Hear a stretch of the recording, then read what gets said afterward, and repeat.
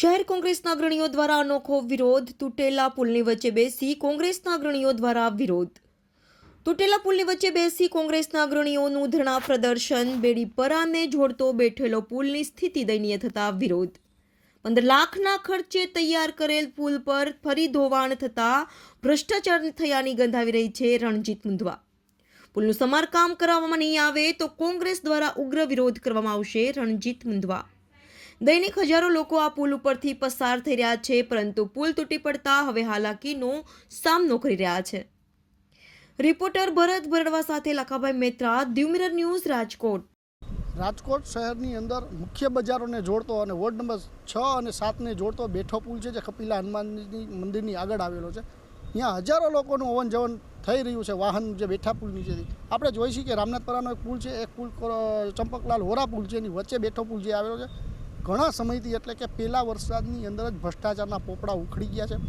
જ્યારે બે વર્ષ પહેલાં જ્યારે આ પુલ તૂટ્યો હતો ત્યારે અનેકવાર રજૂઆત કરવા છતાં પણ આ કોર્પોરેશનના નિર્ભર તંત્રના કાને અવાજ નહોતો પહોંચ્યો. ત્યારે નદીમાં બેસીને ધરણા કરવા પડ્યા હતા.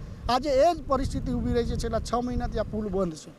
લોકોને હવન જવન કરવું હોય તો ફરીને જવું પડે છે. ઇમરજન્સી જ્યારે લોકોને સામા કાંઠે જવું હોય તો કોઈ તમે કલેક્ટર ઓફિસે જવું હોય તો પણ જઈ શકો, મામલતદાર ઓફિસે જઈ શકો.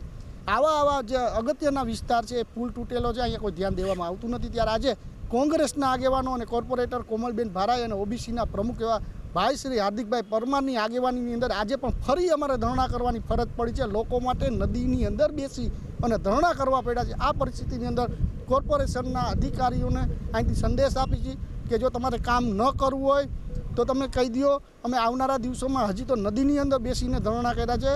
કમિશનર કચેરીની અંદર ધરણા કરતાં અમને કોઈ રોકી નહીં શકે. જ્યાં સુધીને લોકોનો પ્રશ્ન હલ નહીં થાય, અમે લોકો માટે લડતા રહ્યા છીએ ને લડતા પણ રહીશું. હાય, હું છું ક્રુઝિન સિંઘાનિયા. આપની આસપાસના સત્ય સમાચાર જાણવા માટે જોતા રહો દીવ મિરર ન્યૂઝ. અને હા, લાઈક અને સબસ્ક્રાઇબ કરવાનું ભૂલતા નહીં. Thank you.